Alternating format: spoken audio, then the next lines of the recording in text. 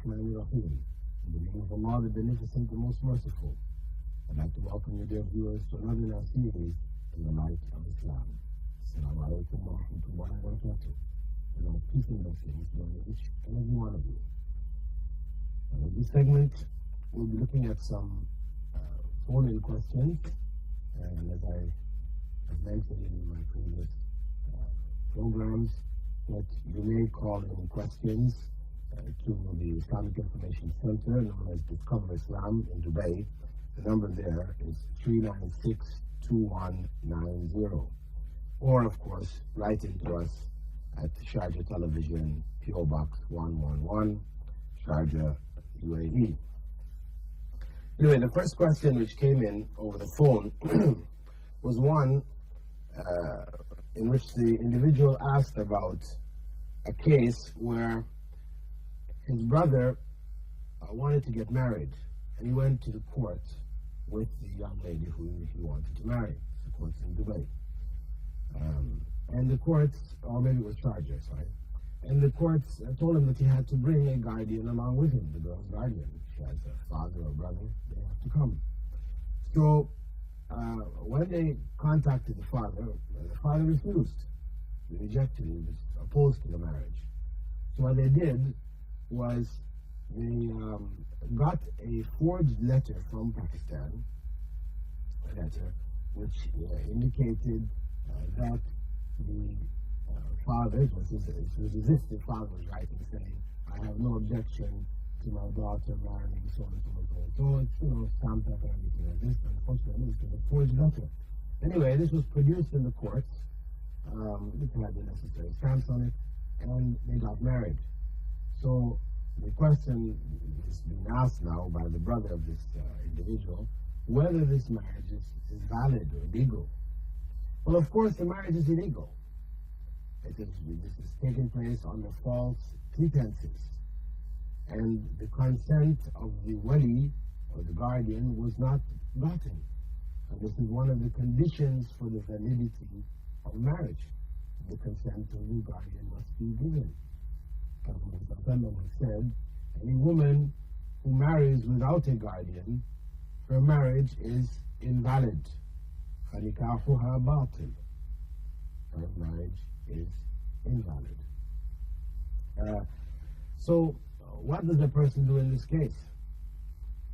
As I said, basically the marriage is invalid. Of course, if the marriage has already taken place, they've gone ahead, they have kids now, etc., etc., or, if the marriage has been functioning for some time now, what to do under this circumstance? Well, I would suggest that they approach the father and they admit to the father what was done.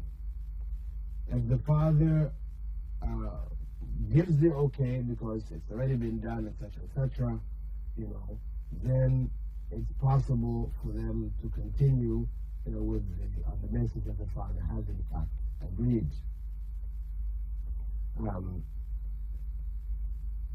This would be the simplest solution. However, if the father disagrees, he opposes it, even after this has taken place, then they are obliged to separate. Because, in fact, they're in a relationship of fornication. It's not marriage. This is the reality. So, I would advise the individuals who are involved in this relationship to correct themselves as quickly as possible so as not to bring the wrath of God down upon themselves. Seek repentance to God for what you've done and try to correct it.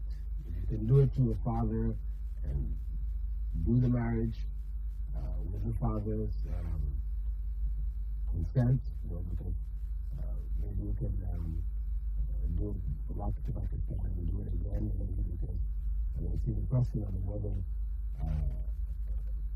you could actually continue with this one even with the father's approval. But at least with the father's approval, you can redo the marriage contract, and they will not do it here because you've already been married, or if you go to the other court, or you don't have to go back to Pakistan to do it.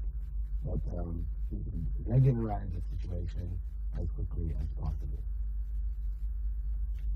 The second call in question was a young lady calling in, asking about a situation in which she is in which her husband, has not had sexual relations with her for a long time now. Well over 4 months has passed, and she heard that if a husband doesn't have sexual relations with his wife for more than 4 months, then the marriage becomes invalid. And I explained to her this is not correct. It's a mistaken idea. The marriage can remain valid even if no sexual relations takes place. The point is that in such a situation, if the woman wants to seek divorce, she has the right to. These are valid grounds for seeking divorce, where the husband is refusing to have sexual relations with her. It's valid grounds. And she mentioned, of course, she has children, so she doesn't want to seek divorce for the sake of the children. So then I told her, well, if you accept that situation, then it's just something you have to live with. The courts could insist, could reported it to the courts, and if the courts could tell your husband you should have relations with your wife, as happened in the time of Omar ibn al-Khattab, the second caliph, where a woman came and complained of her husband that he used to stay up all night in prayer, every night. So the companion, Omar ibn al-Khattab, was the caliph at the time, called in this particular companion of the Prophet and advised him, that his wife has a right on him, that at least, once in every 4 nights that he's spending time with her. That's on the basis that if he had 4 wives, at least 1 in every 4 nights, would be the right of one of the wives. So this was the advice given by Omar in that regard. And in the same way, the courts could advise or could instruct an individual who is not performing his marital duties, his wife, to do so. However, such a situation, of course, in these times, as the young lady expressed, it's very difficult for her to go try to get the courts to tell her husband to have relations with her. So then I advised her, then the only other option is to be patient. And in the course of this discussion, and I explained to her that really, why isn't it, considered, she was questioning, why isn't it considered such a big sin on him? Why isn't there something stated by the Prophet, that has peace and blessing be upon him, about the sinfulness of her relationship, of his not having relations with her?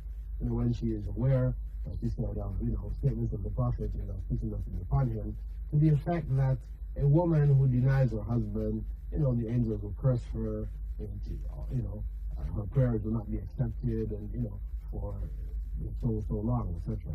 Well, I explained to her, of course, issues of her prayers not being accepted. This is not true. If there is a correct statement of the Prophet, may God's peace and blessing be upon him, that if a man calls his wife and she's at the oven cooking food, that she should stop and go to him. And also, that if a man goes to sleep at night angry with his wife because she has denied him in his bed, that the angels will curse her until the morning. These are the 2 authentic traditions in this regard. I explained to her that, yes, this is an instruction to women, and there's not a similar instruction to men because of the fact that men and women have a different capacity for sexual relations. Of course, we look at it as being something compulsory on the part of the woman to comply with her husband, but, the scholars of Islam have also pointed out that it is, strongly advisable to the husband to fulfill the needs of the woman also, because if it leads her to any kind of corruption, then he is at fault. First and foremost, of course she is at fault for whatever corruption she does, but he will also carry some of the sin. So, there is a responsibility here. However, they're not the same. Because a woman, it is well known, she is able to have sexual relations even without any desire on her part. We know this in the case of women of ill repute, who may have sexual relations with 10, 15 men for money, one after the other. Her mind may be elsewhere. She has no desire in this process, and she's able to do it. Whereas a man has a different capacity. If he really has no desire for women at all, then it's not possible for him to do so. So to oblige him, to make it compulsory for him, if if his wife calls him, is to put him in a situation where he may not be able to fulfill, a compulsory requirement. So the Sharia, or Islamic law, did not make it compulsory on the man, where he made it compulsory on the woman. Well, the lady who called in, she felt this was still sort of unfair, but I think that understanding the principles underlying it, this is quite reasonable, quite understandable, quite just. She felt that there should still be something, because her husband, he was just saying it's a small sin, and if he knew that it was really a grave sin, a big sin, that maybe. Well, the point is that if the husband is taking this position, is considering it, a sin that he would be able to God on the day of judgment for, then that's the choice that he has made. Whether you tell him it's a bigger sin, it's not quite so small as you thought, but it's bigger. The individual who has taken this position, I don't think it's going to make any difference. He should be advised. I would say to her that she should maybe speak to some of her friends and let them talk to him. Try to advise him, in an indirect way. But failing that, then she has to make a decision for herself, whether she is prepared to go through the rest of her life like this, or, for the sake of the children, or she feels that her need is great enough, or if she sees herself maybe going towards corruption, etc., then she would be advised to leave that relationship. If she finds, because of the fact that she's not yet being fulfilled, that she's now